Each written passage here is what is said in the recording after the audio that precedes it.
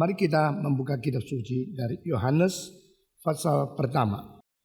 Yohanes pasal pertama kita membaca ayat 14 sampai dengan 17. Injil Yohanes pasal 1 ayat ke-14. Firman itu telah menjadi manusia dan diam di antara kita. Dan kita telah melihat kemuliaannya, yaitu kemuliaan yang diberikan kepadanya sebagai anak tunggal Bapa, penuh kasih, karunia dan kebenaran. Yohanes memberi kesaksian tentang dia dan berseru katanya, inilah dia yang ku maksudkan ketika aku berkata, kemudian daripadaku akan datang dia yang telah mendahului aku, sebab dia telah ada sebelum aku, karena dari kepenuhannya kita semua telah menerima kasih karunia demi kasih karunia. Sebab hukum Taurat diberikan oleh Musa, tetapi kasih karunia dan kebenaran datang oleh Yesus Kristus. Mari kita berdoa. Bapa di dalam surga, kami berterima kasih karena firman yang demikian indah, yang demikian penting, demikian agung, Tuhan sudah turunkan ke dalam dunia manusia, dan Tuhan memberikan kesempatan kami datang mendengar, dan kami diberi kemungkinan sadar, insyaf, dan mengerti akan firman melalui iman kepercayaan yang timbul karena firman yang kami dengar. Kami bersyukur karena Roh Kudus bekerja memberikan pencerahan ke dalam hati kami masing-masing, sehingga kami melalui pendengaran firman kami boleh berarah kepada Tuhan. Kami boleh dipimpin oleh Roh-Mu yang kudus. Kami boleh bertumbuh di dalam karunia Tuhan. Dengar doa kami. Berkati sore ini. Berkati setiap jiwa yang berada di dalam kebaktian ini. Pakailah hamba-Mu yang hina ini. Urapi dia dengan kuasa Roh Kudus. Berkati kami masing-masing. Dalam nama Yesus Kristus, penebus dan juru selamat kami yang hidup, kami berdoa. Amin. Saudara-saudara, kita terbicara tentang yang menerima Tuhan Yesus diberikan kuasa untuk menjadi anak-anak Allah. Nah, ini merupakan sesuatu pembaharuan, sesuatu yang tidak pernah dikatakan di dalam perjanjian lama, kecuali satu simbol bahwa Tuhan akan menjadi bapa daripada orang yang bukan anaknya, dan Tuhan akan menjadi orang yang bukan anaknya menjadi anaknya. Di sini satu perjanjian, sesuatu prediksi di dalam perjanjian lama, ada pengalaman yang akan terjadi seperti ini. Yang bukan anakku akan ku jadikan dia anakku, dan aku akan menjadi bapa dari mereka yang tadinya bukan anakku. Lalu diberikan satu pengharapan pada waktu ayat terakhir di Maliaki, yaitu pasal terakhir di dalam buku Nabi terakhir perjanjian lama. Tuhan berkata, pada hari yang besar dan yang menakutkan itu, sebelum tiba, aku akan kirim Elias kepadamu, dan dia akan membangkitkan supaya hati dari bapa kembali kepada anak-anak, dan hati dari anak-anak kembali kepada bapa, supaya aku tidak datang untuk mengkutuk seluruh bumi. Nah, saudara-saudara, ini adalah satu kesimpulan yang terakhir.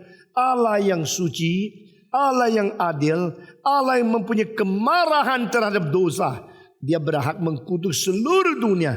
Tetapi sebelum hari yang menakutkan itu tiba, dia akan kirim Elias untuk membalikkan hati orang-orang menjadi hati yang berarah kepada Allah sebagai Bapa, dan dia akan menjadikan hati dari Bapa kembali mengasihi kepada anak-anak. Siapakah Elias akan dikirim itu? Akhirnya dari mulut Yesus kita mengetahui, jikalau kau bisa terima, maka Yohanes adalah Elias yang dijanjikan ini. Dengan kalimat ini, maka Yesus menolak reinkarnasi yang dipercayai oleh orang-orang bidat. Dan Yesus mengatakan Yohanes adalah tempatnya dan kedudukannya, posisinya sebagai seperti Elias yang datang ke dalam dunia. Elias mempunyai niat dan Yohanes mempunyai niat yang sama. Elias mempunyai kuasa dan Yohanes mempunyai kuasa yang sama, yaitu kuasa untuk mempertobatkan, kuasa untuk mengembalikan seluruh zaman, seluruh bangsa bertobat dan dibangunkan imannya kepada Tuhan. Sebagaimana Elias membangkitkan sesuatu pembaharuan, sesuatu kebangkitan rohani, sehingga seluruh Israel meninggalkan Baal dan kembali kepada Allah yang hidup. Percaya lagi, sekali lagi kembali kepada Allah Abraham, Ishak dan Yakub. Dengan demikian Yohanes juga setelah 400 tahun tidak ada nabi, maka seorang berteriak di tengah-tengah padang belantara dan berkata, siapkanlah hatimu, sediakan jalan untuk Dia yang akan datang. Raja kerajaan yang tinggi-tinggi akan dikikis, yang lembah yang sangat dalam akan diisi, supaya menyiapkan jalan untuk menyambut kedatangan Raja kerajaan Allah. Bertobatlah kamu, karena kerajaan Allah itu sudah dekat. Nah, kalimat yang keluar dari mulut seorang yang diurapi oleh Tuhan, pada waktu itu Roh Kudus turun atas Yohanes yang berada di padang belantara. Roh Kudus tidak turun atas Herodes. Roh Kudus tidak turun atas Anas dan Kayafas. Roh Kudus tidak turun atas orang Farisi yang berakademik tinggi, tapi hatinya tidak jujur.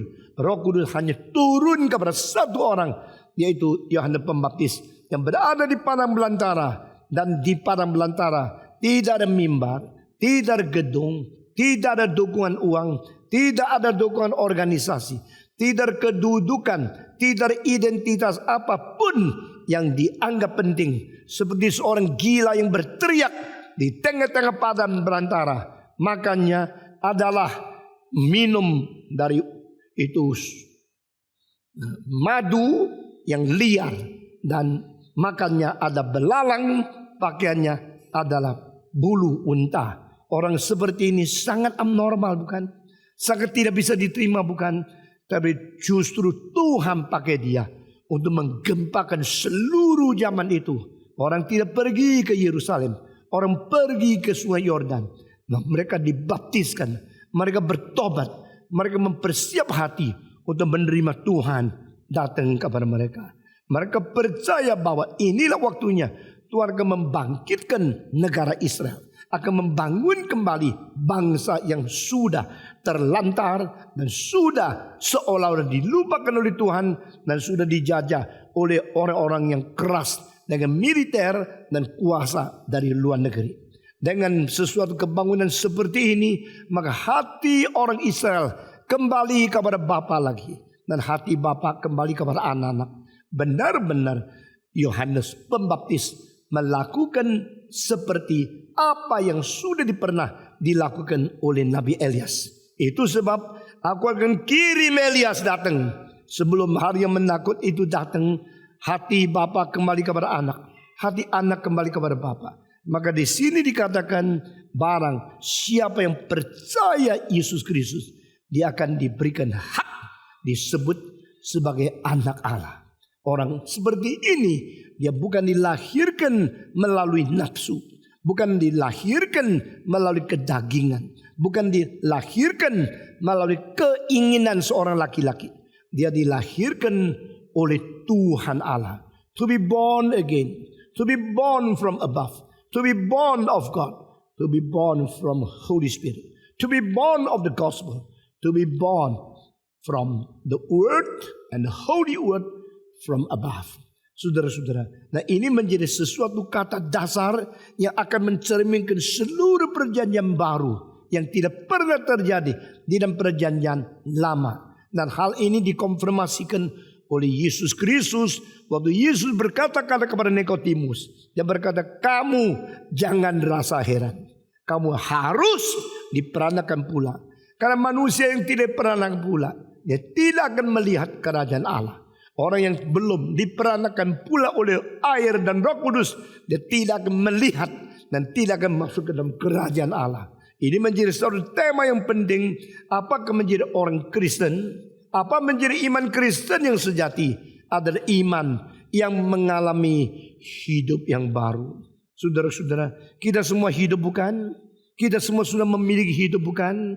Yesus berkata di Yohanes pasal 10 ayat 10 berkata, I come to give life and to give you life abundantly.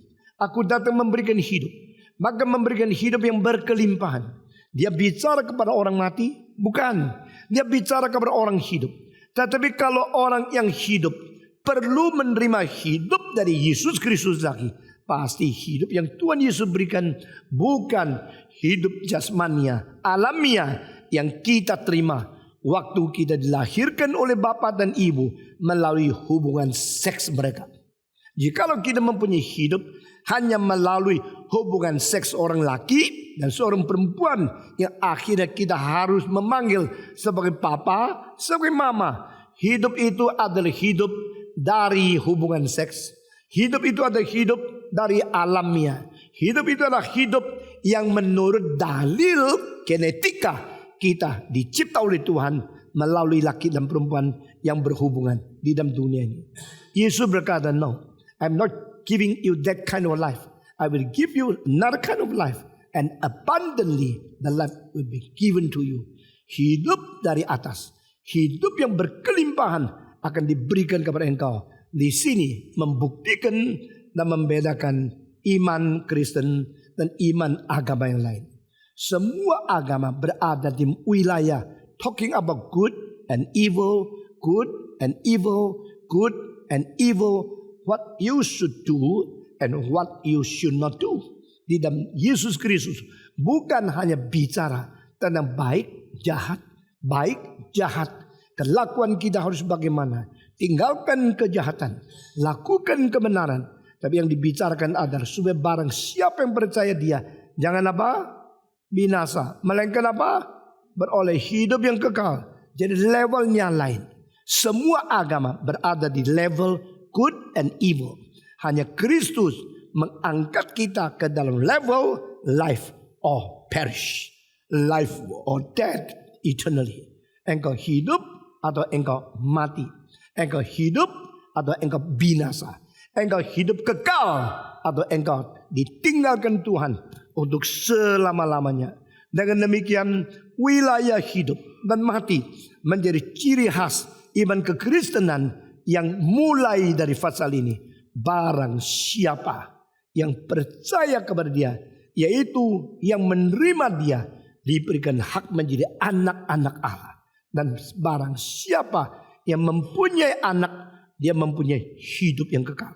Barang siapa yang tidak memiliki anak, dia tidak memiliki hidup yang kekal. Ini akan terus berada di dalam pasal yang akan datang sepanjang Injil Yohanes kita teliti. Saudara-saudara, puji Tuhan, God is life, God is light, God is spirit, and God is love. Dan beberapa definisi yang paling jitu, yang paling pendek, dan paling padat, dan paling tepat justru dibicarakan oleh Injil Yohanes. Yohanes mengatakan Tuhan itu hidup adanya. Tuhan itu terang adanya. Tuhan itu roh adanya. Tuhan itu kasih adanya. Jadi di dalam kasih Tuhan, di dalam firman Tuhan, di dalam hidup Tuhan, Tuhan akan menjadikan kita anak-anak daripada Dia. Nah saudara-saudara, setelah selesai bicara tentang hal ini, orang yang dilahirkan oleh Tuhan bukan dilahirkan melalui nafsu manusia, bukan dilahirkan melalui kemauan manusia, bukan dilahirkan melalui keinginan seorang laki-laki. Nah, dilahirkan dari Tuhan, dilahirkan oleh Tuhan Allah sendiri. Minggu lalu saya terbicara tentang 4 yang disebut kelahiran baru. To be born of God, to be born of spirit, to be born of the gospel, to be born of the word of God. Ini semuanya sama. Jadi dalam seluruh perjanjian baru yang disebut hidup baru atau dilahirkan kembali, itu dilahirkan oleh Allah di dalam pasal 1:12.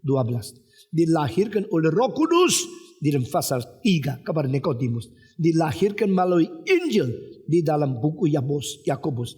Dilahirkan oleh firman, ini berada di dalam Efesus dan buku-buku yang lain.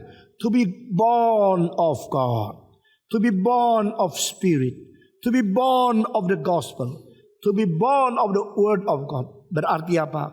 Waktu kita mendengar dan kita menerima firman Tuhan. Di dalam firman yang mengandung satu peristiwa sejarah. Yesus mati dan bangkit bagi kita. Di dalam firman yang mempunyai inti Injil, maka Roh Kudus bekerja memberikan hidup kebangkitan Kristus kepada orang yang taat kepada firman. Ini adalah rencana Allah. Maka sekaligus dari firman, dari Injil, dari Roh Kudus, dari Allah, hidup ini diberikan kepada kita.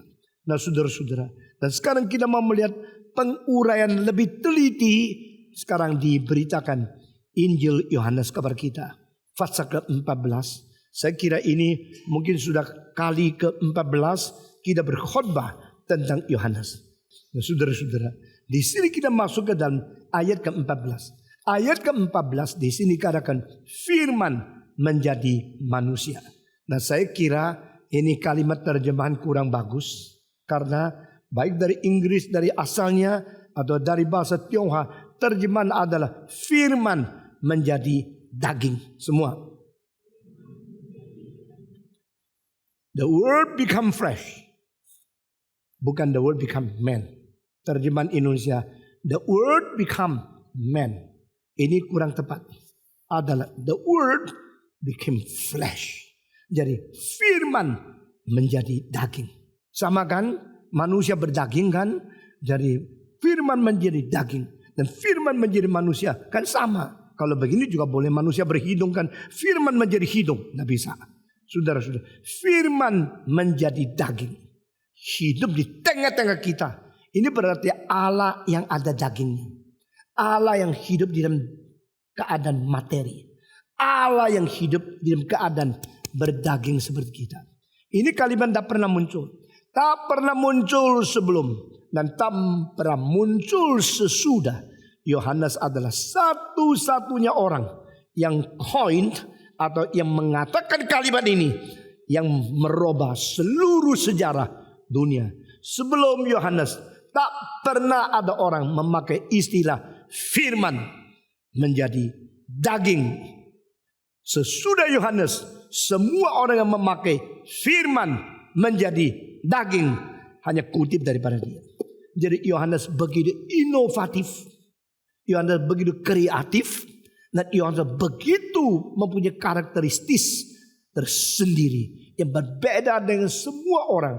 Makin saya berkhotbah tentang Injil Yohanes, makin saya gentar.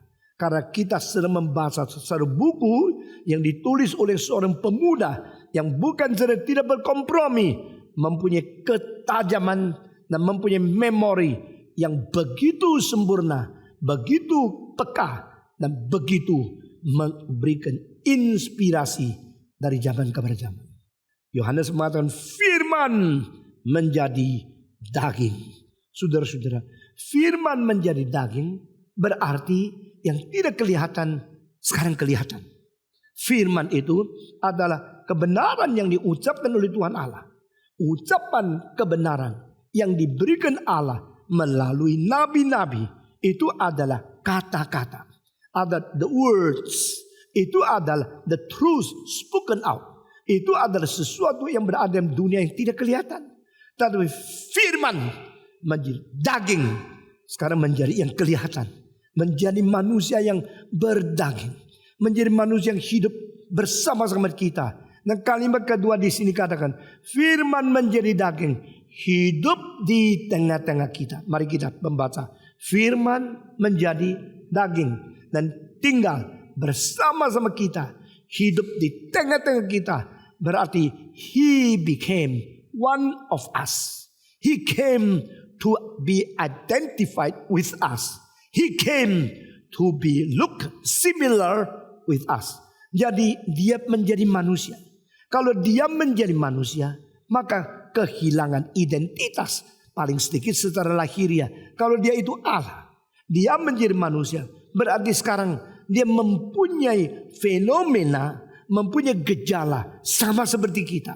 Sehingga saya berdaging, dia berdaging. Ada manusia yang mempunyai bagian materi. Dia juga menjadi manusia yang berbagian materi. Saya mempunyai hidung, mata, kuping, mulut, badan, kepala, kaki, tangan. Dia juga menjadi orang yang mempunyai mata, hidung, mulut, kuping, tangan, kepala, kaki, dan badan. Dengan demikian, He is similar with us. He is one among us. Dan He live in between us. He live amongst us. Dia hidup bersama-sama dengan kita. Dia hidup menjadi manusia. Kalau demikian, kita harus hati-hati. Karena yang berdaging banyak. Daging yang adalah Tuhan Allah cuma satu. Dengar kalimat ini. We all have the flesh. Kita semua mempunyai daging.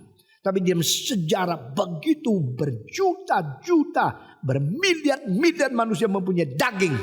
Di antara semua manusia mempunyai daging. Di antara itu ada satu adalah Allah. Nah ini berarti iman kita harus seperti apa yang dikatakan. I know whom I believe. Saudara-saudara, aku mengenal, aku mengetahui siapa yang kupercaya. Semua agama tidak peduli ini. Pokoknya aku percaya. Percaya siapa? Hampir samalah. Percaya kepada semua yang mempunyai pengertian mendidik, mengajar, menginspirasikan kita untuk berbuat baik. Dan mereka sendiri mempunyai hidup yang lebih tinggi etikanya dari orang lain. Asal pilih satu. Alkitab bilang tidak. Among all the saints, who are you following? Who are you choosing? Di antara semua orang suci, kamu harus berpaling kepada siapa? Saya pada waktu pertama kali membaca ayat itu, saya kaget luar biasa. Ternyata bukan semua orang suci menjadi sasaran atau menjadi objek iman kita. Di antara semua orang suci, kita harus berpaling kepada satu. Dan satu itu akan mempengaruhi dan akan membawa kita ke surga. Siapakah dia? Dan engkau pilih dia kenapa? Dan engkau mengenal dia sampai di mana? Engkau beriman kepada dia. Engkau tahu tidak mengapa engkau beriman? Mengapa engkau percaya kepada dia? Among all the saints, who are you choosing? Who are you following? Do you know why you believe in him? Semua berdaging, bermiliar-miliar manusia sepanjang sejarah. Tapi di antara semua yang berdaging, hanya satu yang sebenarnya adalah firman menjadi daging. Di sini kita melihat sesuatu tindakan yang bukan berasal daripada level manusia sudah terjadi. Sehingga kita melalui satu pribadi yang hidup di tengah-tengah kita. Kita mengetahui apa sifat ilahi. Dan kita mengetahui apa artinya cinta kasih Allah kepada umat manusia. Berarti sudah dapatkan satu contact point. The contact point between God and man. Saudara-saudara sekalian. Karena firman menjadi daging. Maka di sini kita melihat daging yang adalah firman. Itu berlainan dengan semua daging. Di sini Allah menciptakan titik kontak di antara dunia. Dua dunia. Pertama, dunia yang mencipta. Sekarang bergabung dengan dunia yang dicipta. Dunia yang mutlak bertemu dengan dunia yang relatif. Dunia yang suci sekarang memperduli dunia yang berdosa. Dunia dan berkesempurnaan Tuhan Allah sekarang menerobos ke dalam dunia yang penuh dengan ketidaksempurnaan karena dosa manusia. Dan titik kontak ini menjadi satu pengharapan bagi manusia yang berdosa. Tidak perlu hanya hidup dan binasa di dalam dosa itu. Manusia tidak perlu sampai selama-lamanya tidak ada kembali. Tidak ada kemungkinan bertemu kembali kepada Tuhan yang sempurna. Manusia yang sudah digagalkan oleh iblis melalui pencobaan dan dikutuk oleh Taurat yang dihakimi oleh Tuhan melalui firman yang keluar dari mulut nabi-nabi. Sekarang manusia mempunyai kemungkinan kembali melalui titik kontak ini. Saudara-saudara, titik kontak yang merelasikan kedua dunia ini terjadi karena Yesus inkarnasi. Karena Yesus firman menjadi daging. Ini menjadi the new point in the process of historical chronicle journey. Allah mencipta dan Allah akan menghakimi. Di tengah-tengah mencipta dan menghakimi ada satu titik Allah bertemu dengan yang dicipta. Allah mulai satu fase. Allah mulai satu periode. Allah memulai satu titik yang baru. Yaitu creation point. Sekarang incarnation point. Lalu adalah crucifixion point.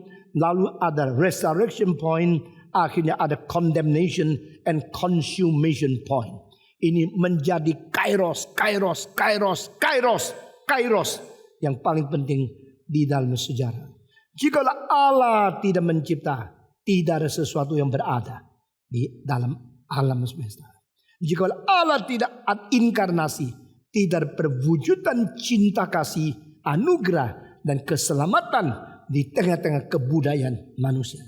Jikalau Allah tidak pernah hidup tanpa berdosa, tidak ada pengharapan Dia bisa menyelamatkan kita. Jikalau Allah yang inkarnasi tidak pernah bangkit pula dari antara orang mati, maka tidak ada kemenangan atas kuasa dosa, maut, dan hukuman dari Tuhan Allah.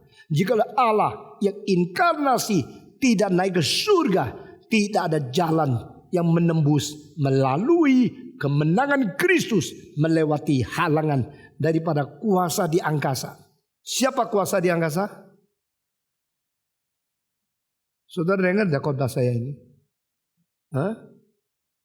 Jikalau Yesus tidak kembali ke surga, tidak ada satu penerobosan yang mengalahkan kuasa di angkasa. Siapa di angkasa? Kuasa di angkasa? Setan dan semua pesuruhnya. Ini kalimat terlalu kental ya. Tapi saudara dengar baik-baik. Karena di sini kunci kemenangan dan kunci pengertian jasa yang digenapi oleh Yesus Kristus. Waktu kita berdoa, kenapa tidak? Oh Tuhan berkatilah, amin. Kita mesti tambah dalam nama Yesus, amin. Kenapa? Karena semua doa agama tidak mungkin tembus kecuali melalui nama Yesus Kristus yang menaklukkan semua kuasa yang besar sekali, yang tinggi sekali, tetapi berada di tengah-tengah angkasa yang memisahkan manusia dan Tuhan Allah. Kuasa itu, kuasa lebih turun dari Allah. Kuasa lebih tinggi dari manusia. Kuasa yang lebih rendah dari Allah, lebih tinggi dari manusia, berada di tengah-tengah yang menghalangi kita dengan Tuhan Allah. Itu ada kuasa setan. Dan tidak ada satu orang yang bisa menembusi kuasa itu kecuali kemenangan Yesus Kristus. Maka incarnation is a new starting point. And crucifixion and resurrection and ascension. Ini adalah point extended to another point.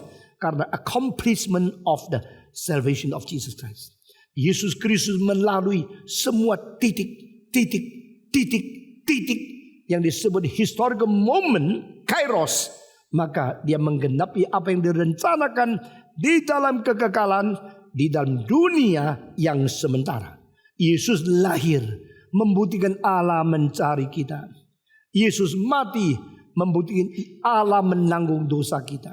Yesus bangkit membuktikan Allah mengalahkan kegagalan kita. Yesus naik ke surga membuktikan Allah mempunyai kuasa menembusi halangan yang membawa kita kepada segala kesulitan. Karena hanya Yesus yang telah menembus the new and the way of life. Jalan yang hidup, jalan yang baru sudah dibuka melalui tirai itu. Dan tirai itu yang dipecahkan, itu adalah tubuh Kristus yang dipecahkan bagi kita. Semua ini menjadi satu sinkronisasi, menjadi satu sistem keselamatan yang tidak mungkin ada di dalam agama yang lain. Saya harap melalui mendengar firman engkau beriman. Karena iman datang dari pendengaran. Pendengaran datang dari perkataan Tuhan Yesus Kristus. The word of Jesus Christ. The word concerning Jesus Christ, concerning His gospel, is the foundation of our faith, our belief. Nah saudara-saudara, kita kembali jadi creation, menciptakan segala sesuatu. Baru mulai sejarah. Tetapi di dalam sejarah, manusia yang dicipta Allah telah jatuh ke dalam dosa. Sehingga tidak lagi ada pengharapan. Sampai pada satu hari, Allah membuat satu titik kontak untuk manusia boleh kembali kepada Tuhan Allah. Manusia boleh bergabung dengan Tuhan Allah. Dan titik kontak ini menjadi satu new era, menjadi satu new period, menjadi satu new moment, yaitu inkarnasi. Si berarti proses, karena berarti tubuh, in berarti menjadi. Inkarnasi, proses menjadi daging di tengah-tengah kita. Firman menjadi daging. Ini adalah ayatnya. Dengan demikian kita melihat ada satu dan hanya satu saja di antara semua yang berdaging, semua yang berdaging dan darah, yang bermiliat-miliat, di antara semua yang berdaging dan berdarah, hanya ada satu yang adalah firman hidup di tengah-tengah kita. Dan bagaimana kita bisa mengetahui? Bagaimana kita bisa mengenal? How do you know whom you believe? How do you distinguish? How do you understand? He is the one. Saudara-saudara, kalau engkau saya katakan di dalam lapangan ada 30.000 orang, ada satu di antara mereka itu anaknya seorang presiden. Lalu engkau lihat semua ada mata, semua ada hidung, semua yang berada di tengah-tengah ada tubuh sama. Bagaimana mengetahui dia itu anaknya presiden? Bagaimana jelas ini yang betul-betul ini? Nanti Alkitab berkata, inilah yang kukatakan kepadamu, dialah itu. Nah, berarti point out, sekarang sudah menunjukkan benar-benar itu. Nah, bagaimana kita mengetahui Yesus adalah firman yang menjadi daging? Kalau kita cari-cari, lalu kita menemukan semua orang, satu-satu ditanya, sampai mati belum ketemu. Karena begitu banyak bukan? Maka Yohanes Pembaptis mengatakan, inilah dia. Jadi dia adalah yang point out. Dia adalah point out the point of contact. Dia adalah menunjukkan titik kontak di antara Allah dan manusia melalui kesaksian. Kesaksian itu penting sekali. Kesaksian itu bukan untuk menonjolkan diri. Kesaksian itu untuk memperkenalkan Kristus kepada semua orang yang susah menemukan melalui usaha mencari dan menemukan siapa dia. Yohanes mengatakan, this is the man, this is the one who I told you after me and yet before me. This is the one. He is the Lamb of God. He is the light of the world. He is Jesus Christ. He is the Word who became flesh. Dari Yohanes bersaksi bagi Yesus Kristus yang adalah firman menjadi daging. Tapi kalau engkau tanya Yohanes, kau tahu ini adalah firman? Kau tahu ini adalah anak Allah? Kau tahu ini adalah anak presiden? Cara mengetahui itu pakai apa? Tahu dulu DNA-nya, lalu periksa lagi anak itu DNA-nya sama tidak. Kalau tidak sama, bukan. Kalau sama, iya. Tetapi saudara-saudara, bagaimana mengetahui Allah mempunyai DNA apa? Lalu baru menemukan seorang yang DNA-nya sama kan? Beberapa bulan yang lalu di Taiwan terjadi seorang yang mengaku saya ada anak daripada milioner yang tertentu itu. Jadi saya harus mendapatkan warisan sebagian daripada dia. Dan dari dulu orang sudah bilang sama dia, lu anak dia yang tersembunyi. Mamamu pernah tidur sama dia. Dan kamu itu anaknya. Jadi dia dari dulu terus pikir, kalau begini waktu dia mati, gua kaya. Lalu dia mati, gua kaya. Tunggu dia mati langsung kaya. Karena saya mempunyai ibu yang diam-diam hubungan sama dia. Dan saya adalah hasil daripada hubungan itu. Maka saya adalah anak dia. Waktu dia mati kayanya luar biasa. Pasti ada sebagian uang yang boleh saya terima bukan. Akhirnya dia melapor diri. Saya anaknya. Mana mamamu? Bukan istrinya. Tapi saya anaknya. Lalu pemerintah harus mengecek. Sudah cek terus. DNA daripada yang mati mereka sudah tahu itu siapa. Anak-anak dia. Sekarang memeriksa dia. Sudah periksa lama sekali. Mendapatkan jawaban. Dah tahu lu anak siapa? Tidak sama kok DNA-nya. Dia kecewa setengah mati. Dari kecil dia percaya. Dia anak daripada orang kaya itu. Ternyata akhirnya bukan. Saudara-saudara, Picasso juga mempunyai seumur hidup 4 perempuan. Dan tahu Picasso? Ya, kalau peso tahu ya. Picasso setiap kali ketemu sama perempuan perempuan itu menjadi perempuan sial.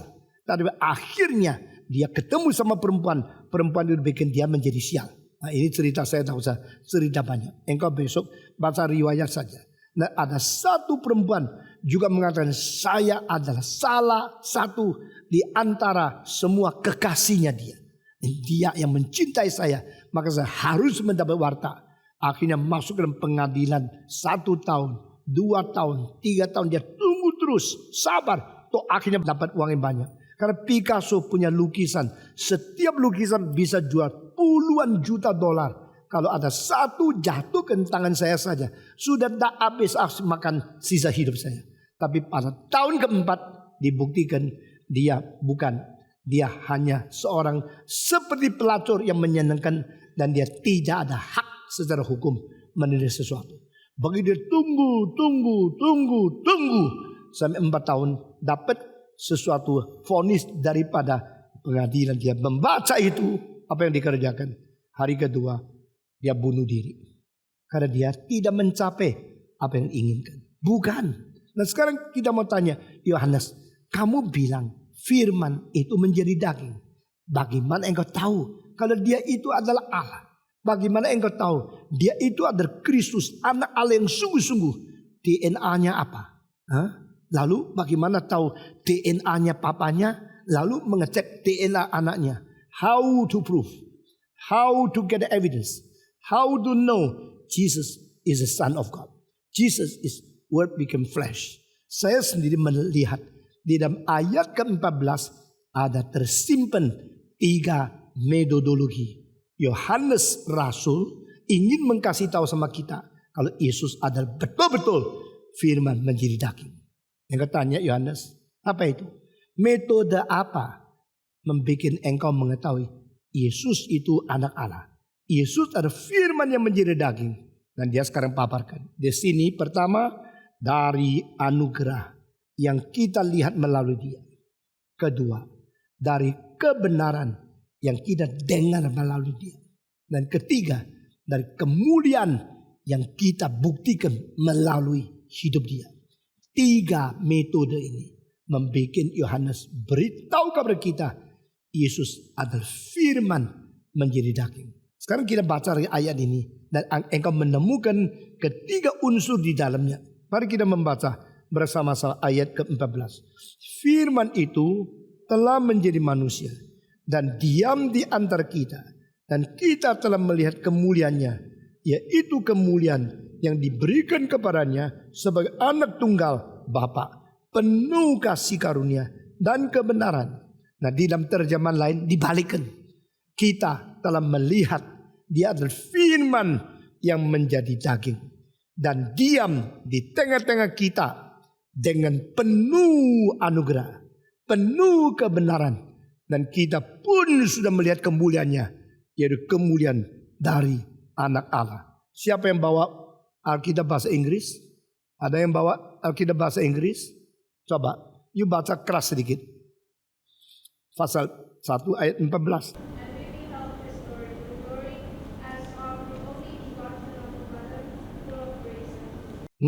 Full of grace and truth. Nah sekarang saya akan mengatakan dari grace, truth, and glory. Semua. Grace, truth, and glory. Dari mana tahu kalau daging ini tadinya firman? Bagaimana tahu manusia ini adalah Allah? How to know this man was God? How to know he was made flesh? And originally he was the word. Saudara-saudara, Yohanes mempunyai 3 cara. Pertama, lihat dari anugerah yang ditunjukkan oleh dia. Kedua, lihat dari kebenaran yang dikatakan oleh dia. Ketiga, lihat dari kemuliaan yang dinyatakan melalui hidup dia. Nah ini 3 tidak bisa lari. Karena ketiga hal ini menjadi bukti Yesus adalah anak Allah. Saudara-saudara, anugerah yang dinyatakan oleh Yesus Kristus adalah tak pernah nyatakan oleh manusia yang lain siapapun. Tak ada orang yang mempunyai jiwa yang beranugerah kepada orang lain, mempunyai kasih karunia kepada orang lain sebesar Yesus Kristus. Dan di sini hidup Yesus adalah hidup yang menyatakan sifat ilahi, bukan sifat manusia. The grace from Jesus Christ. The grace and the truth and the glory. Saudara-saudara, mengapa? Karena Yesus Kristus di dalam hidupnya penuh perasaan yang mengerti orang lain dan penuh kelapangan yang menampung orang lain dan penuh anugerah cukup untuk memberikan kepada orang lain. Tidak pernah ada orang seperti itu. No one is like Jesus. Tidak pernah ada orang yang hatinya begitu besar, begitu penuh kedalaman cinta kasih, dan begitu lapang dada untuk menampung, dan begitu suka memberikan anugerah kepada orang lain. Dia adalah satu-satunya. Saudara-saudara sekalian, what makes a man great? Seumur hidup pikir kalimat ini. Apa yang membuat seorang menjadi agung? Menjadikan engkau menjadi agung karena engkau banyak berlian? Karena engkau banyak deposito? Karena engkau banyak rumah? Karena engkau banyak uang? Is it through the richness, diamonds, jewelry, and all kind of a human glory makes you a great man? No. Saudara-saudara, yang membuat seorang agung bukan kuasanya, bukan kedudukannya, bukan kekayaannya, bukan pinternya, tapi yang membuat seseorang menjadi agung adalah karena murah hati dan penuh pengertian dan suka menampung orang yang berbeda dengan dia. Ini tidak pernah ada orang seperti Yesus Kristus. Saya dulu sangat kagum sama seorang namanya George Bernard Shaw. Yang pernah dengar nama ini coba angkat tangan. Padahal semua sudah baru dengar. Saudara-saudara, George Bernard Shaw seorang sastrawan yang besar sekali. Waktu saya baca satu kali, mulai hari itu saya tidak lagi hormat dia. Pelitnya luar biasa. Tidak pernah mau kasih satu siling kepada seorang pengemis. Tidak pernah mau memperduli orang yang miskin. Dia sastranya hebat sekali. Syairnya bagus sekali. Tapi jiwanya kecil dan sempit sekali. Saudara-saudara, Yesus Kristus bukan demikian. Di dalam hatinya itu seperti laut. Lebarnya, luasnya. Menampung, mengalir, mengerti, memberikan sesuatu sebagai anugerah yang keluar dari hidupnya yang tidak pernah dibandingkan. Ini bagi Yohanes. By the grace I know He is God. Because God is the source of grace. God is the self of the grace. And God is the source of giving grace to human being unceasing, unlimited. So, by the grace we see from the life of Jesus, we know He is God. Kita tahu Dia adalah Allah melalui anugerah yang keluar daripada Dia. Saudara-saudara, jikalau engkau berjalan di tengah-tengah jalanan, lalu ada orang mengatakan najis, najis, haram. Orang Yahudi dengar kalimat itu langsung kaget. Berarti ini orang sakit kusta. Maka dia langsung menghindari. Lalu jalan ke lain tempat supaya halal, halal. Tidak ketemu haram, haram. Jadi orang itu harus jujur. Sebab kalau orang yang sakit dan tidak jujur, dia menjadi sumber penularan, bukan? Ini tidak diizinkan oleh Musa. Kalau kamu sakit kusta, kamu tidak boleh diam-diam. Oh, mari makan, mari makan. Lalu akhirnya menularkan kusta ke orang lain. Itu akan ditangkap, dilempar batu mati. Nah, dia mesti haram, haram. Semua pergi. Nah, orang yang mengaku haram-haram sampai semua pergi. Apa hidupnya enak? Nah, enak dong. Dia terus tersendiri. Demikian mengatakan haram, haram. Semua pergi semua.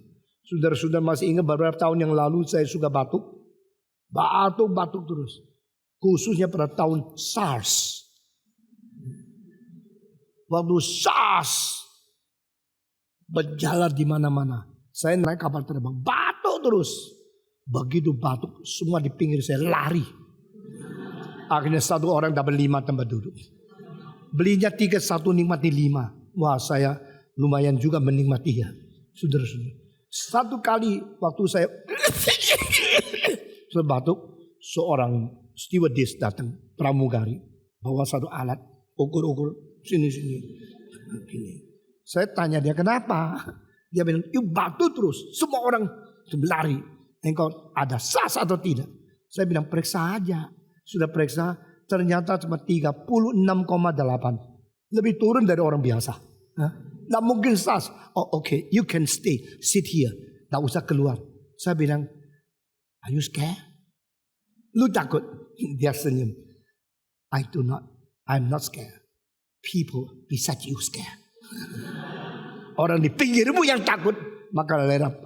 Satu kali saya naik taksi di Taipei. Begitu naik, dia kira ada penumpang. Dia dapat duit senang. Baru langsung saya batuk. Wah, dia cilaka suruh usir penumpang dah sopan. Terus bisa kena mati dia. Dan dia terus cepat kan. Lalu buka jendela, supaya angin lewat, supaya bakteri SARS tidak kebar dia. Padahal nggak apa-apa, cuma membuktikan nggak apa-apa itu susah. Ya, saya mau buktikan saya nggak ada SARS, saya bukan. Siapa mau percaya batuknya kayak begini kan? Terus cepat sekali, terus cepat. Buka jendela 4-4, anginnya, wah, saya lebih batuk. Saya lebih batuk, dia lebih takut. Dia lebih takut, saya lebih batuk. Karena angin itu akhirnya sudah sampai saya bilang stop here. Dia menyatakan satu muka seperti syukurlah kepada Tuhan. Ya, pokoknya sudah berhenti di sini. Lalu saya kasih uang dia, ambil uang. Langsung saya turun. Dia lari pergi. Seperti sudah lepas daripada dewa kematian. Begitu. Dia pergi. Semua orang takut bukan? Nah, orang yang sakit kusta juga begini. You mesti bilang kusta, haram. Lalu semua sudah dengar, langsung lari. Ya, cepat lari. Biar engkau tersendiri. Hidup seperti berikan susah. Akhirnya kalau ada pergaulan, cuma satu kemungkinan. Bergaul dengan seorang yang sama-sama haram. Bergaul dengan orang yang sama-sama kusta. Kusta. Itu namanya persekutuan kusta. Nah, sudah sama-sama kusta, lalu sama-sama lele. Ini ada darah yang keluar, ada cairan tangan, ada jari yang putus, saling menyayangi, saling bergaul, saling menjadi teman di situ. Dan beberapa orang datang kepada Yesus Kristus. Waktu datang kepada Yesus, anak Daud. Doktrinnya benar kan? Memang Yesus anak Daud kan? Mereka mengerti Yesus anak Daud. Ini doktrin yang benar. Tuhan, Rabi, semua benar. Kasihanlah kami. Kalau Tuhan mau, kalau Tuhan rela, tolong bersihkan kami. Kalau saudara ketemu orang sakit kusta, bilang sama, hei anggota GRI, kasihankanlah kami. Engkau waktu itu menjawab apa? Nah, peduli GRI, nah GRI lu bikin gua mati. Sudahlah, lupakan GRI, lari dulu begitu kan? Yesus bilang apa? Aku rela, bersihlah kami. Lalu Yesus tumpang tangan atas mereka. Be cleansed now. I am willing to cure you. Tangan Yesus lain sama tangan Farisi. Tangan Farisi ada tangan pasif. Tangan Yesus ada tangan aktif. Kalau Yesus menjamah sesuatu yang kotor yang menjadi bersih. Bukan yang bersih menjadi kotor. Orang Farisi menjaga kebersihan sendiri. Tidak berani sentuh. Kalau dia sentuh, dari situ ke sini. Yesus lain. Waktu dia sentuh, dari sini ke sana. Aktif, bukan pasif. But Yesus bilang, I am willing to cure you. Now, go to the priest. Go to show that you are cleansed already. Sekarang pergi. Engkau sudah bersih. Ketemu akan imam. Beritahu sama dia. Engkau sudah bersih. Mereka berteriak, puji Tuhan, haleluya. Mereka pergi sampai di imam situ. Tidak ada. Oh, imam sekarang mesti memberikan tanda tangan. Dia ada satu surat yang beres. Vonis dia bersih. Tidak ada sakit kusta lagi. Nah saudara-saudara, kesembuhan Yesus, kesembuhan yang diberikan oleh Yesus selalu adalah kesembuhan yang sungguh-sungguh. Tetapi kebaktian kesembuhan sekarang adalah hari ini sembuh, besok kumat lagi. Kalau sudah kumat, mereka mengatakan, memang lu imannya hilang sih. Jadi you cuma beriman satu hari, maka esoknya engkau tidak beriman lagi. Sakitmu kumat kembali. Dengar ya kalimat di bawah ini. Kalau sakitnya kumat, tapi suratnya vonis sudah bersih. Nah ini surat sangat membantu dia bukan? Dia sudah bersih, dilihat masih ada. Tetapi yang dituliskan tidak bisa dicoret. Yang dituliskan menjadi bukti dia. Yesus menyembuhkan, sekali menyembuhkan. dia terus sembuh. Dan saudara-saudara, Yesus mempunyai kerelaan seperti ini. Waktu orang sakit kusta datang kepada dia pegang tangan mereka. Dia tidak takut yang sakit menular kepada dia, tapi dia mempunyai kuasa mempengaruhi yang sakit. Jadi dari yang bersih membersihkan yang najis, bukan dari yang najis mencemarkan yang bersih. Ini Yesus Kristus. Pada waktu Yesus menyembuhkan orang sakit, dia selalu secara inisiatif, dia selalu secara aktif, dia selalu secara berkuasa keluar daripada tubuhnya. Satu hari ada satu orang perempuan pegang pakaian Yesus. Yesus bilang, siapa yang pegang pakaianku? Kan dia rasa ada kuasa yang keluar daripada pakaian dia. Yesus penuh dengan anugerah, penuh dengan kuasa. Dan dia mengetahui kuasanya bagaimana keluar daripada dia. Terus menerus menjadi kuasa menyembuhkan, menjadi kuasa memberkati, menjadi kuasa membersihkan orang lain. Bukan saja demikian. Satu kali di satu kota namanya kota Nain, ada seorang janda yang sedang menghantar jenazah anaknya yang tunggal itu, seorang remaja, pergi ke kuburan. Waktu Yesus datang dari jalan ini, jenazah itu dari jalan itu ketemu di persimpangan jalan. Waktu ketemu di persimpangan jalan, ini adalah contact point between life and death. Ini adalah satu titik kontak di antara kuasa Tuhan dan kuasa kematian. Yesus tidak melarikan diri, Yesus tidak menghindari diri. Yesus langsung pegang usung yang akan membawa jenazah itu pergi ke kuburan dan berkata, "Hei remaja, aku perintahkan engkau bangun." Biasanya yang kita bisa kerjakan yaitu, jangan nangislah, kalau Tuhan berkati nanti dapat anak lagi lah. Sudahlah, tidak mungkin, aku janda, aku cuma satu anak. Dan pengharapanku cuma berada pada dia. Suami sudah mati, tidak ada orang lain. Saya sudah tua, saya tidak mungkin nikah lagi. Ini anak satu-satunya pengharapanku. Engkau menghibur lagi, tak usah hibur lah, sudah tidak mungkin kok. Begitu kan? Yesus memegang usung, dia tidak menghibur. Jangan nangis. Orang kalau sudah nangis, disuruh jangan nangis, lebih nangis.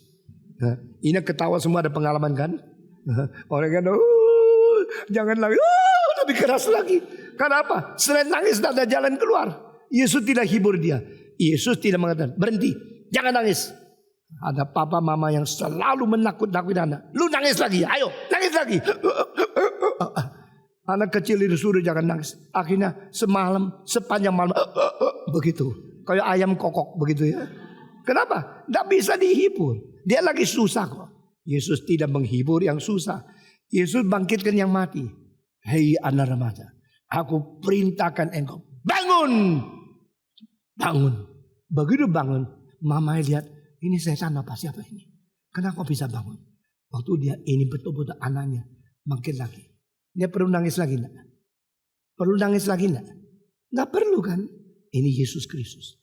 Alkitab mengatakan yang haram jangan sentuh dia. Orang mati jangan pegang bahkan petinya, karena itu haram. Orang mati itu haram.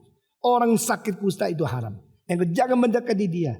Bagi Yesus Kristus, nothing will influence me. My power will go up from my life to cure, to cleanse, and to give life to others. Maka Yohanes mengatakan, dari mana saya mengetahui metode mengenal dia Allah? Dari the grace of Jesus. Grace of Jesus. No one is like Jesus. There's not even one man in the history who was like Jesus, who always give grace. Grace. Dari hidup dia penuh anugerah. Saudara-saudara, saya mau tanya, dari hidupmu penuh apa? Penuh kebencian bukan? Penuh pengejekan bukan? Penuh kepelitan, penuh fitnahan, penuh pengkritikan, penuh penghakiman terhadap orang lain. Yesus tidak. Saudara-saudara, dari Yesus, dari hidup dia keluar mengalir satu hal yang namanya grace, kasih karunia. Namanya adalah anugerah. Selalu keluar anugerah. Are you a man of grace? What makes you great? Those things make a man great. Always full of compassion, full of understanding, full of sympathy. Saudara-saudara, berlian, uang, harta benda, rumah besar, uang banyak tidak menjadikan kau orang agung. Itu hanya menjadi kau orang yang diiri dan orang yang diinginkan oleh orang lain. Bukan karena kamu, tapi karena hartamu. Yang membuat kamu agung adalah compassion, sympathy, understanding, and give grace to others. Jikalau dari hidup kita selalu keluar anugerah, selalu bicara tentang anugerah, selalu memberi berkat kepada orang lain, selalu memberkati bukan mengkutuk, selalu membangun bukan menjatuhkan, selalu memberikan pendidikan yang baik untuk orang lain, bukan hanya mengkritik dan merusak orang lain, maka engkau jadi orang yang agung. Tetapi saya berkata kepada saudara, bagaimana agungnya seseorang di dalam sejarah? Tidak ada satu yang melampaui Yesus Kristus. Full of grace. Ini metodologi pertama. From the method of the grace we know Jesus was God. Became man. He was flesh which manifests the word among us. Dwell among us. Live among us. He is with us. Immanuel. Saudara-saudara, anugerah. Jikalau kita melihat kelemahan orang lain, kita biasanya gosip. Saudara-saudara, melihat kelemahan orang, kok suka gosip sih? Melihat kelemahan orang, harus introspeksi diri. Justru dia jatuh karena saya kurang berdoa bagi dia. Justru dia gagal karena saya kurang menasihati dia. Kelemahan orang lain akarnya ada di dalam kelemahan dirimu. Melalui menemukan kelemahan orang lain, lalu menyadari diri kurang berdoa syafaat, itu orang Kristen yang baik. Melalui menemukan kelemahan orang lain, lalu bangga ternyata saya lebih baik dari dia, itu orang Kristen yang jahat. Saudara-saudara, kenapa engkau mengabar Injil malas sekali, tapi bicara kerusakan orang lain rajin sekali? Kenapa engkau kalau lihat ada orang yang lemah, engkau suka gosip, tapi engkau tidak berdoa bagi dia? Yesus Kristus pada waktu menerima kalimat dari Yohanes, ini orang kurang ajar, mari izinkan saya turunkan api dari surga, bakar habis mereka yang kurang ajar tidak menerima engkau. Yesus bilang, baru gua tahu lu begitu cinta aku, silakan bakar habis mereka, jadikan mereka hangus. Begitu Yesus mengatakan, Yohanes, hatimu bagaimana engkau sendiri tidak ngerti. You never know how wicked you are. You never know how hatred you have. You tidak tahu berapa banyak bencimu, berapa rusakmu. Engkau mengapa jadi muridku yang seperti ini? Bukan full of grace, bukan full of love, full of hatred, full of criticize, full of condemnation. Saudara-saudara, saya setelah 50 tahun melayani Tuhan, saya mulai mengerti makin lama makin jelas bagaimana menjadi manusia yang hidup menjadi berkat. Hidup memberi anugerah. Bukan menjadi manusia yang hidup cari-cari kesalahan orang lain. Hidup dendam. Hidup marah-marah. Hidup membenci orang lain. Dengan demikian, compassion, sympathy, understanding makes you great. Itu grace. Saudara, sympathy adalah pergabungan sim dan pathos. Pathos itu adalah satu deep feeling, deep emotion. Sympathy berarti I deeply feel the same thing as what you feel. Aku sedalam-dalamnya merasakan sesuatu yang kau rasakan. Compassion adalah compassion. Passion juga very, very deep affection. Very deep feeling. Very, very deep emotion. Compassion berarti I feel the same thing as what you feel. I emotionally so synchronized with you. So what you feel, what you need, I truly understand. Because I feel the same thing. I feel the same level of what you feel. Saudara, ini penting sekali. Sebagai manusia yang terus mengerti kelemahan orang lain. Mengerti kesusahan orang lain. Mengerti air mata orang lain. Maka orang ini makin mirip Yesus Kristus. Dari sini kita melihat Kristus adalah satu-satunya yang full of grace. Dia adalah anak Allah yang firman menjadi daging. Pada waktu Yesus mendengar suara seorang perampok, ya Yesus, waktu engkau mendapatkan kerajaanmu, kembali ke dunia ini, tolong jangan lupakan aku. Tolong ingat aku. Yesus menjawab, tak malukan kamu? Kamu masih berani doa begitu? Masuklah ke neraka derajat yang 18. Yesus tidak mengatakan begini. Yesus menjawab apa? Dengan sesungguh-sungguhnya aku berkata kepadamu, hari ini juga engkau dan saya bersama-sama di mana? Di Firdaus. Nah, ini grace. The man of grace adalah the man of griefs. Alkitab mengatakan he's the son of sorrows, he's a man of griefs. Secara pengalaman, dia ada anak yang penuh dengan kesusahan. Adalah seorang manusia yang penuh dengan kepedihan terhadap diri. Dia menanggung semua kesulitan terhadap orang lain. A man full of grace, a man full of mercy. Bagi orang lain, dia memberi kasihan, memberikan simpati. Lebih 10 kali Alkitab mengatakan Yesus jatuh belas kasihan kepada mereka.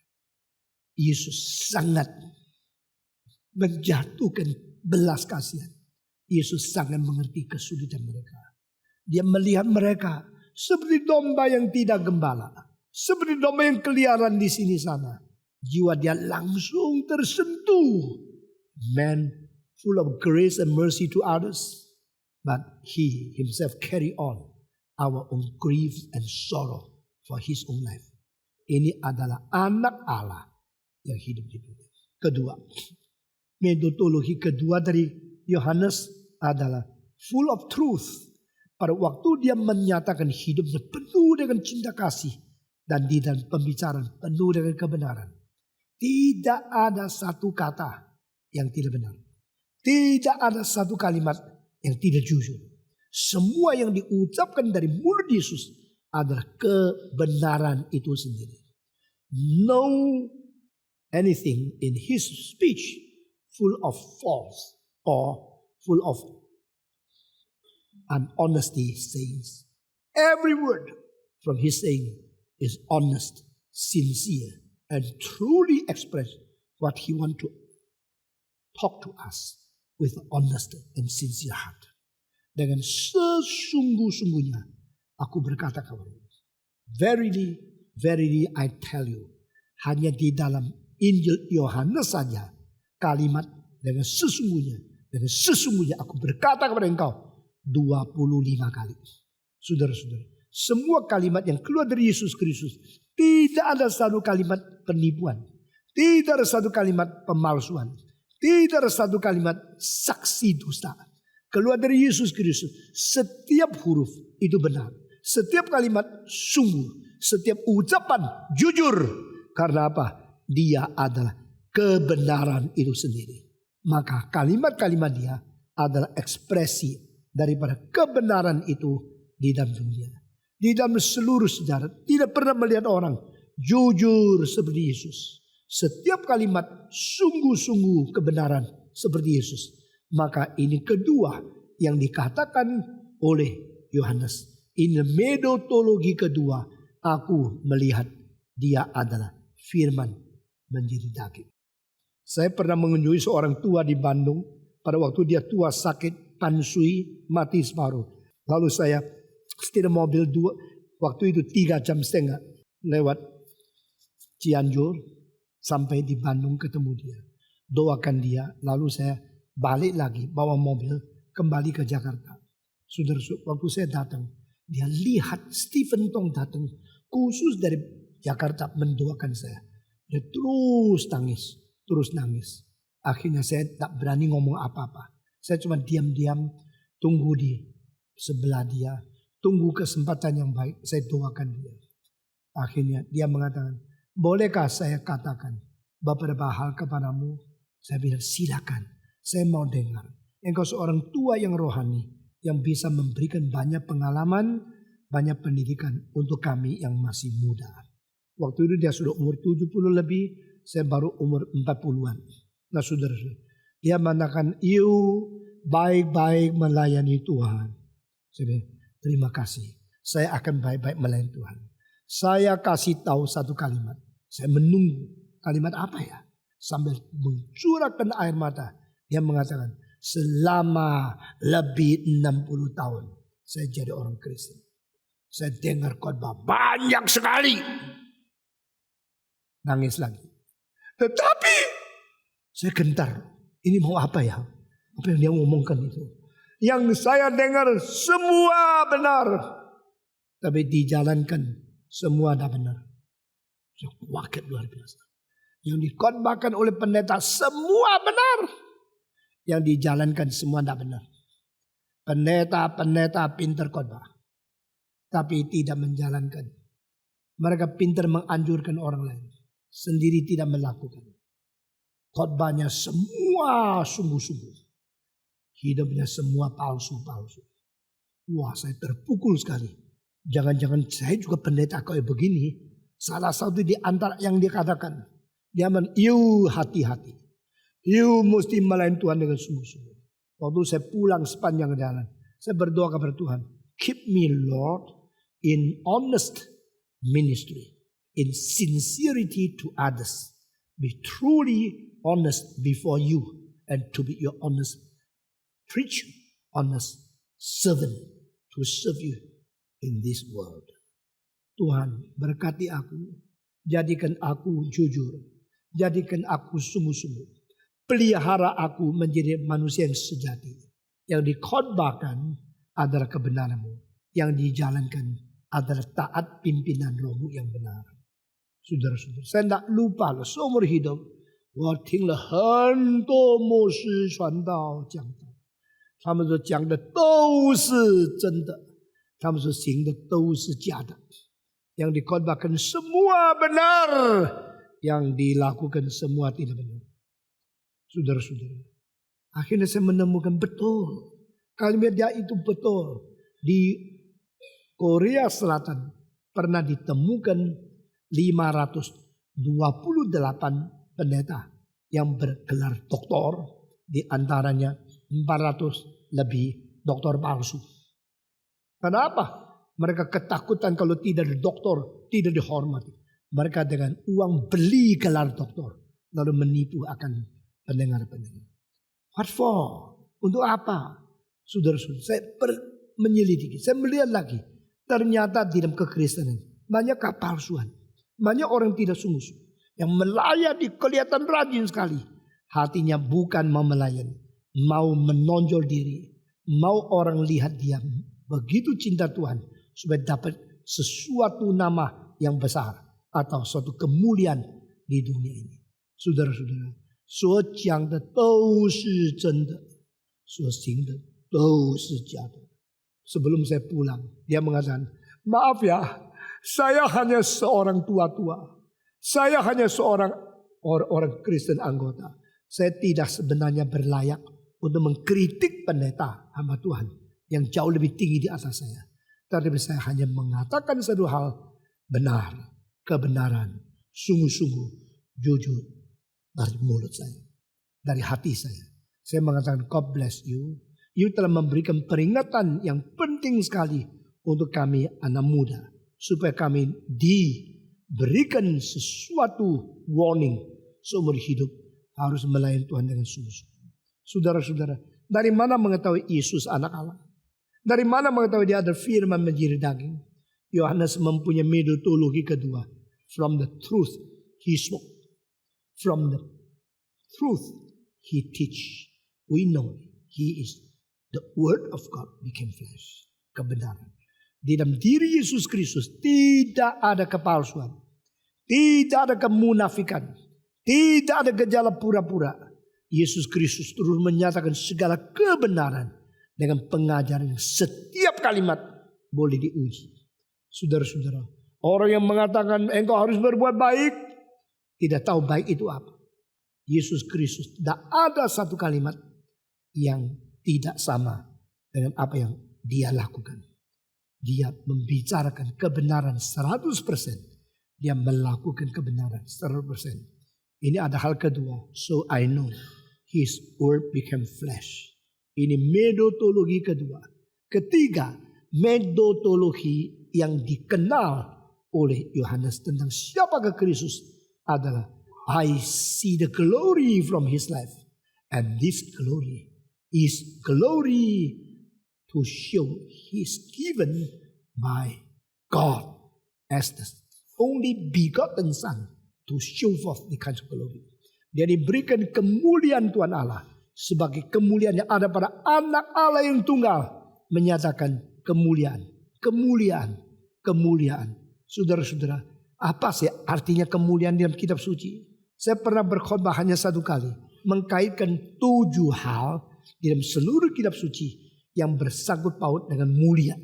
Saudara-saudara, di dunia mulia itu selalu dimengerti dengan kedudukan dan kekayaan. Kalau orang masuk dalam satu pesta, berliannya besar-besar, dianggap dia mulia. Tapi dalam kerajaan Allah, salah.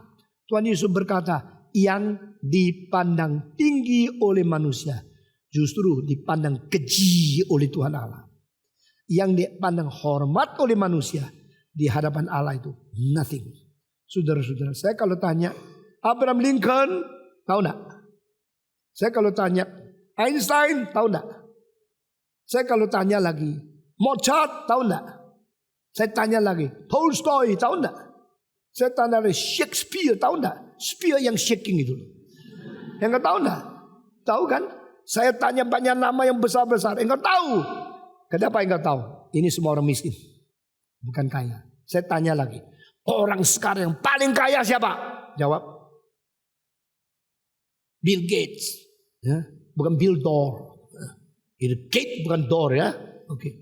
Nah, itu Warren Buffett, ya, itu orang kaya. Lee Johnson orang kaya.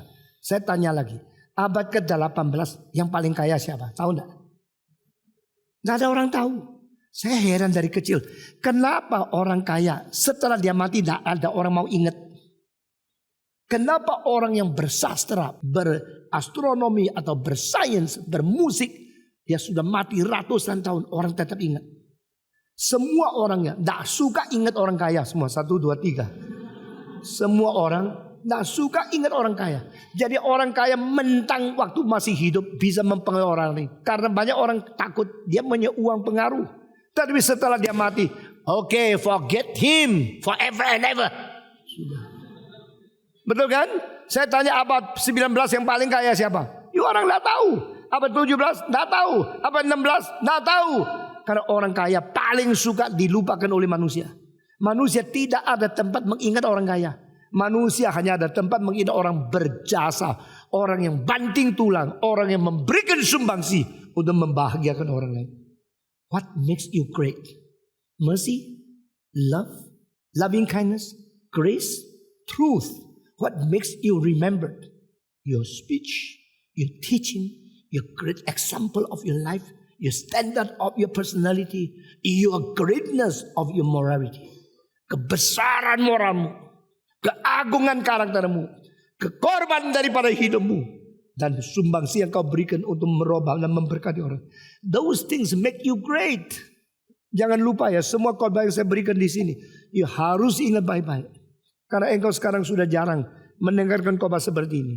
Khotbah yang mengatakan, mari percaya Yesus bisa kaya, bisa sukses. Itu khotbah setengah gila. Itu bikin engkau besok dilupa oleh orang lain. Saudara-saudara, dalam satu keluarga di Jerman yang engkongnya namanya Moses Mendelssohn. Yang pernah dengar nama ini coba angkat tangan. Baru dengarkan semua? Saya tanya lagi. Anaknya namanya apa? Abraham Mendelssohn. Yang pernah dengar Abraham Mendelssohn coba angkat tangan. Satu lagi namanya adalah anaknya lagi, Felix Mendelssohn. Yang pernah dengar namanya coba angkat tangan. Loh, lebih banyak yang ketiga ini. Jadi cucu lebih terkenal dari engkong loh. Hebat loh. Dan paling tak terkenal itu papanya. Karena apa? Felix Mendelssohn menulis Elijah, menulis Lobgesang, menulis Hymn of Praise, menulis Oratorio Saint Paul. Kita sudah nyanyi semua itu. Ada lagi satu lagu dari Psalms yang indah sekali yang namanya Hear My Prayer. Bahasa Jerman itu dengarlah, bitte, saya punya doa. Dan dia punya lagu yang bikin orang yang kalau sakit gigi dengan lagu itu sakitnya hilang separuh. Benar loh.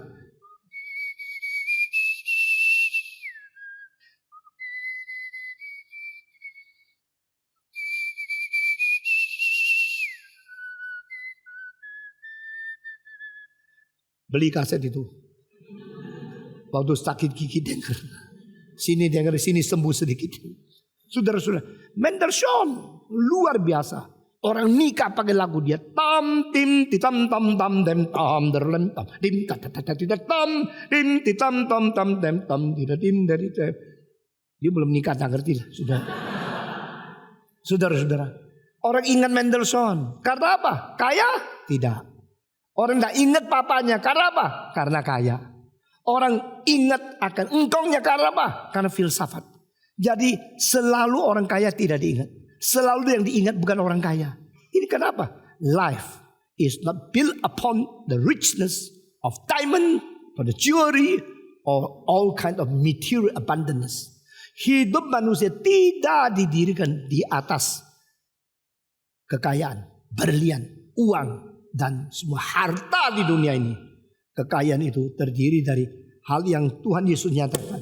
Grace, truth, and the glory. Glory apa? Glory yang menyatakan sifat ilahi.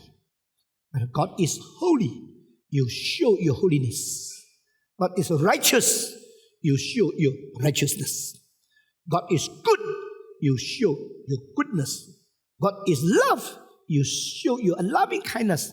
Pada waktu suci, adil, cinta kasih, semua ini dinyatakan. Inilah menjadi kemuliaan Tuhan. Saudara-saudara, orang yang menyatakan kemuliaan Tuhan, tidak ada orang menyatakan kemuliaan seperti Yesus Kristus. Maka Yohanes dari 3 metodologi ini, dia mengetahui, He was the Word who became flesh.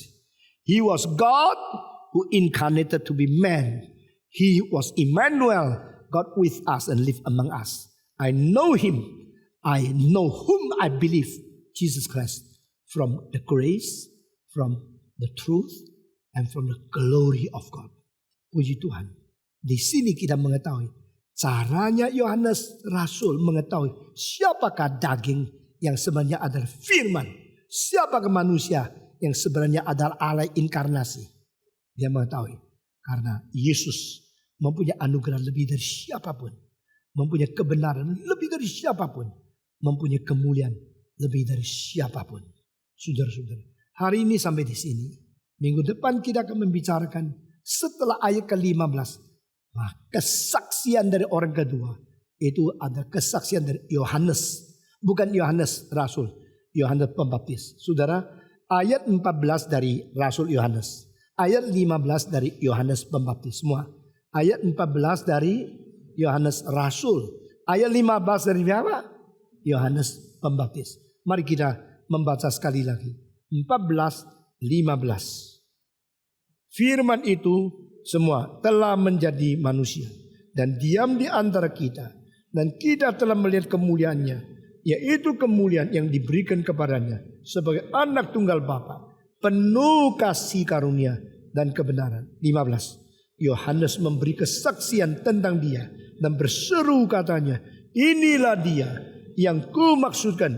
Ketika aku berkata, kemudian daripada akan datang dia yang telah mendahului aku. Sebab dia telah ada sebelum aku. Karena dari kepenuhannya kita semua telah menerima kasih karunia demi kasih karunia. Sebab hukum Taurat diberikan oleh Musa. Tetapi kasih karunia dan kebenaran datang oleh Yesus Kristus. Minggu depan kita masuk ke dalam the distinction between the Old Testament and New Testament, the law and the grace di dalam Yesus Kristus. Mari kita berdoa. Bapa di dalam surga, kami berterima kasih untuk cinta kasih, penjelasan, pencerahan firman di dalam hati kami. Beri kekuatan kepada kami untuk menjadi manusia yang memuliakan nama-Mu dan mengenal siapa Yesus Kristus dan tahu siapa yang kami percaya. Terima doa kami. Tambahlah iman di dalam hati kami. Sehingga kami beriman dengan dasar firman Tuhan yang teguh. dan tidak akan digoncangkan. Terima doa kami yang kami panjatkan dalam nama Yesus Kristus, penebus dan juru selamat kami yang hidup. Amin.